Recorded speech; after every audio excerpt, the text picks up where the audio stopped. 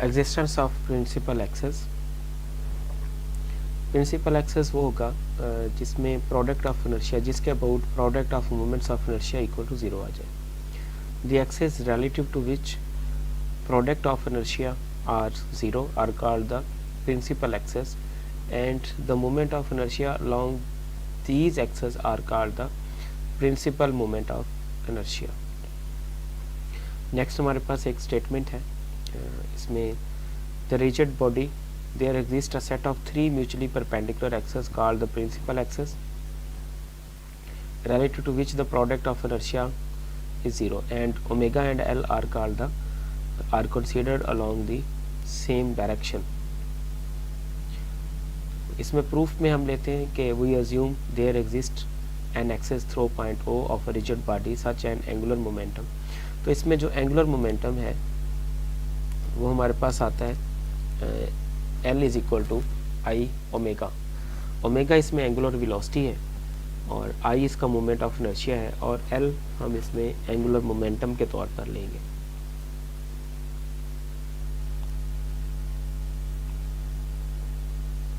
तो यहाँ पे जो हमारे पास एंगुलर मोमेंटम है वो डायरेक्टली प्रोपोर्शनल होता है ओमेगा के, और इसमें जो प्रोपोर्शनलिटी कांस्टेंट है वो आई मोमेंट ऑफ इनर्शिया इसमें कांस्टेंट है, प्रोपोर्शनलिटी ऑफ कांस्टेंट कहलाएगा। तो L1 is equal to omega 1, L2 is equal to omega 2, L3 is equal to omega 3। तो अगर हम इसमें इसको Li लिखें तो इसमें जो इस फॉर्म में बेसिकली लिखा जाएगा यहाँ पर कि L I is equal to summation j के ऊपर वेरिएशन आएगी और L I and omega j. अगर हम इसी सिस्टम को ब्रेक करते हैं, L I is equal to summation j की वेरिएशन है 1 से लेकर जितने तक भी 3 तक हम इसमें कंसीडर कर लेंगे, और आई जे एंड ओमेगा जे। तो अब इसमें जे के ऊपर वेरिएशन डालेंगे हम, तो L I is equal to AI1 omega 1 plus II2 omega 2 plus I3 omega 3। अब इसमें जब I के ऊपर हम I की वैल्यू 1 पुट करेंगे तो हमारे पास ये पहली इक्वेशन जनरेट हो जाएगी, I की वैल्यू 2 पुट करेंगे दूसरी इक्वेशन, I की वैल्यू 3 पुट करेंगे तो ये तीसरी इक्वेशन हमारे पास जनरेट होगी, और ये हमारे पास कहलाएगा I omega 1, I omega 2 and I omega 3। तो अगर हम ओमेगा को भी उठा के दूसरी तरफ ले जाएं तो पहली इक्वेशन मैं सिर्फ लिख देता हूँ, I1 plus I12 omega 2 plus I13 omega 3 minus I omega 1 is equal to 0। अब इसमें ओमेगा वाली जो टर्म्स हैं, ओमेगा 1 यहाँ भी है और ओमेगा 1 यहाँ भी है, इनको हम कलेक्ट कर लें एक जगह पर तो हमारे पास ये पहली फॉर्म बन जाएगी।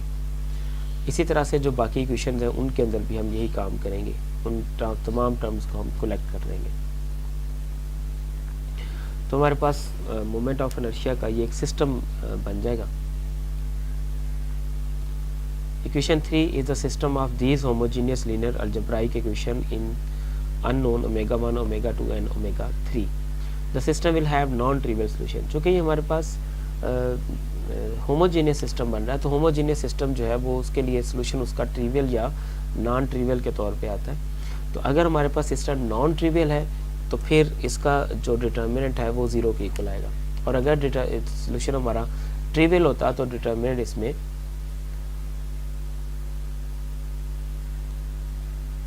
नॉट इक्वल टू 0 आता।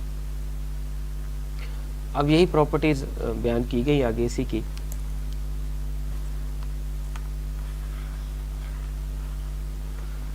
There is a cubic equation in I and will general have 3 roots। ज़ाहिर है जनरली उसके 3 रूट्स आएंगे। अगर क्यूब में है, अगर क्वाड्रेटिक होती 2 रूट्स आते, यानी जितनी उसकी पावर है उतनी उसके रूट्स आया करते हैं। Is called the characteristics equation of the matrix IJ। ये इसकी कैरेक्टरिस्टिक्स इक्वेशन भी है जिसके अंदर हम आइगन वैल्यूज मालूम किया करते हैं उसी फॉर्म में। The roots of the equation 4 are called the eigen values of the inertia matrix, ज़ाहिर है इसकी आइगन वैल्यू अभी बता चुका हूँ. The problem of finding the principal moment of inertia and direction of inertia has been reduced that of finding the eigen values and eigen vectors of the symmetric 3x3 matrix. The following results from eigenvalue theory of the matrices will deduce further results. अब उसमें eigen value के ऊपर जो results आएंगे उन further हम उसके कुछ रिजल्ट्स देखेंगे. तो यहाँ पे इनमें 3 थ्योरम दिए गए, इनका प्रूफ नहीं है, जस्ट ये समझने के स्टेटमेंट है. 3x3 symmetric matrix has 3 real eigen values which may be distinct are repeated. वो डिस्टिंक्ट भी हो सकती है और रिपीटेड भी हो सकती है. The eigenvectors of the symmetrical matrices correspond to distinct eigenvalues are orthogonal. अगर distinct होंगी तो वो लाजमी तौर पे ऑर्थोगोनल होंगी. तीसरे नंबर पर है it is always possible to find 3 mutually orthogonal eigenvectors for 3x3 symmetric matrix whether the eigenvalues are distinct or repeated. तो यही जो रिजल्ट्स हैं इन्हीं को ही आगे इसमें यूज़ किया गया है, सिंप्लीफाई किया गया, और इन तीनों को जो रिजल्ट्स हैं, थ्योरम्स हैं, इन्हीं के रिजल्ट्स को आगे जस्ट डिस्क्राइब किया गया. रिजल्ट्स हैं in the light of the above theorem we deduce the following results about the inertia matrix at point O of the rigid body. The principle of moment of inertia are always real numbers. This is obviously physical because the moment of inertia is defined.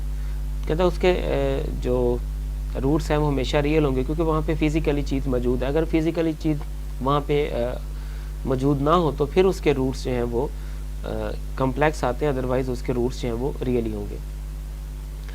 When all 3 principal moments I1, I2, I3 are distinct, then by the theorem 2, 3 mutually orthogonal principal axes can be found. और अगर उसमें कोई 2 equal आ जाते हैं, तीसरे number पर है, we can still determine 3 mutually orthogonal axes because the inertia is symmetric.